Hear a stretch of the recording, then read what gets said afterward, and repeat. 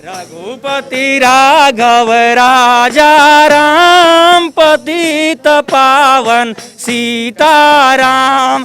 ईश्वर अल्लाह तेरा नाम, रघुपति राघव भगवान। रघुपति राघव राजा राम, पतित पावन सीताराम।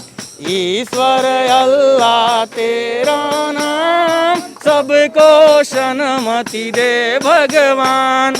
राजा राम, पतित पावन सीताराम। ईश्वर अल्लाह तेरो नाम, सबको सन्मति दे भगवान।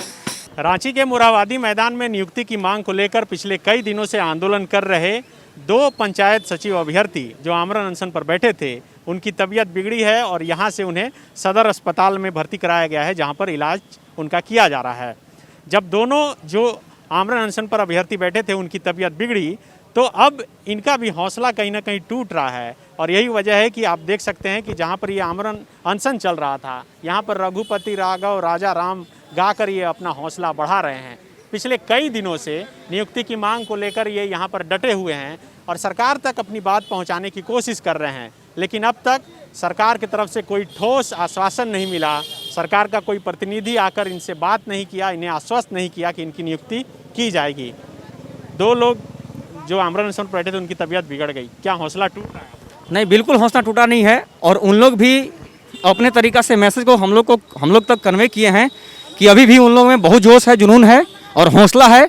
और हम लोग चाहते हैं कि अपने पूर्ण सपोर्ट के साथ में, जितना ज़्यादा हमारा संख्या है, वो सारे लोग एक दूसरे का जो है सपोर्ट के कारण, एक सपोर्ट से हम लोग इस आंदोलन को लगातार जारी रखेंगे। और तब तक जारी रखेंगे जब तक से हम लोग का रिजल्ट जारी नहीं हो जाती है। हम लोग का मांग सिंपल है कि जजमेंट क्लियर हो गया है, सारा कुछ क्लियर हो गया है, अब बहानाबाजी बिल्कुल नहीं है, क्रिस्टल क्लियर हो गया है सारा कुछ। जजमेंट में हम लोग का नियुक्ति होनी चाहिए, अब कोई टाल मटोल, कोई बहाना नहीं चलेगा।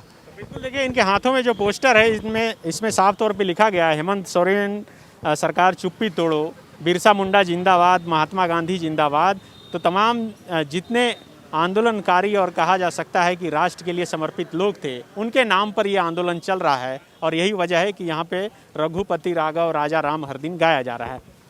मैडम, आपकी जो साथी थी पूजा, वे भी उनकी तबीयत बिगड़ी है और सदर अस्पताल में इलाज चल रहा है, तो अभी भी आप लोग आंदोलन जारी रखिएगा कि कुछ सोच रहे हैं? बिल्कुल, इतने दिन के बाद अगर हमारे दो साथियों की तबीयत बिगड़ी है तो इसका मतलब सरकार ये ना बिल्कुल सोचे कि हम टूट चुके हैं। हम और भी अपने जितने भी पावर है, स्ट्रेंथ है, सबको मिला करके आज हम और आंदोलन करने वाले हैं। ये आंदोलन बढ़ती जाएगी, तब तक बढ़ती जाएगी जब तक हमारे हाथ में रिजल्ट और हमारे हाथ में नियुक्ति ना हो।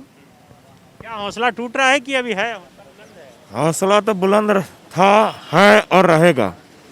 मैं सरकार को बताना चाहता हूँ कि अभी तक हमारे 4 या 5 जन अनशन पे थे, अब कल से हमारे 25 जन अनशन पे आ रहे हैं। और इसके बाद भी आपकी डेलीगेशन टीम हमारी से वार्ता नहीं करती है तो हम लोग फिर ठोस कदम उठाएंगे, रोड पे निकलेंगे, जेल भरो आंदोलन भी हमारा चालू होगा।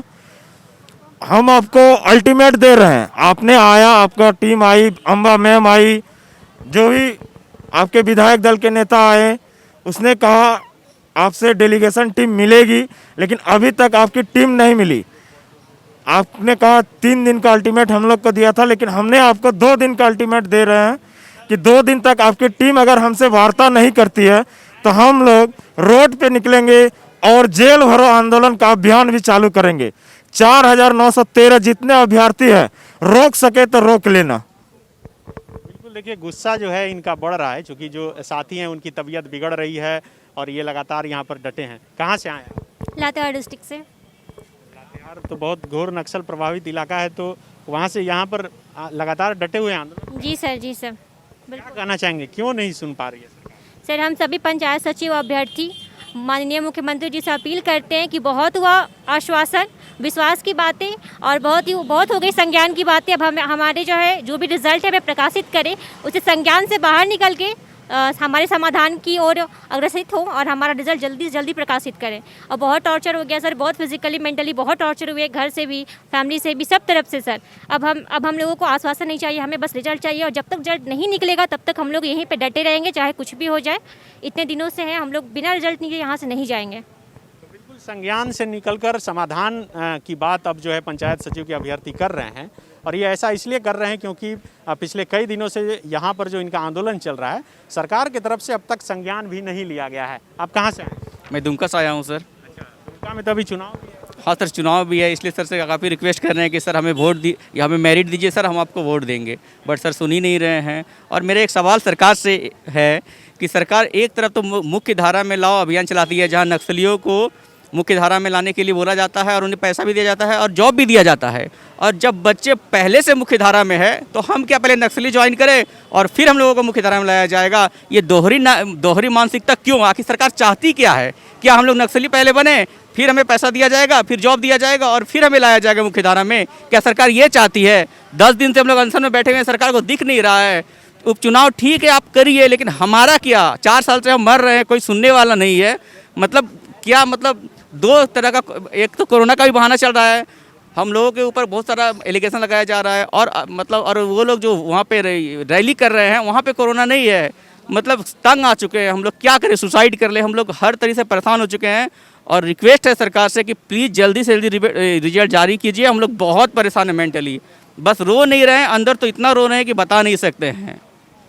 दुमका में अभी उपचुनाव है, इसलिए आपसे ये सवाल पूछ रहे हैं, तो क्या उपचुनाव में ये मुद्दा बनेगा, बेरोजगारी और ये तमाम? एकदम बनेगा। जनता में बहुत गुस्सा है, मैं बोल रहा हूँ, और इनके एमएलए लोग आए थे, मैंने बोला कि सर मेरिट दीजिए, बहुत बच्चों में गुस्सा है, उनके पेरेंट में गुस्सा है, कैसे आपको वोट दें हम?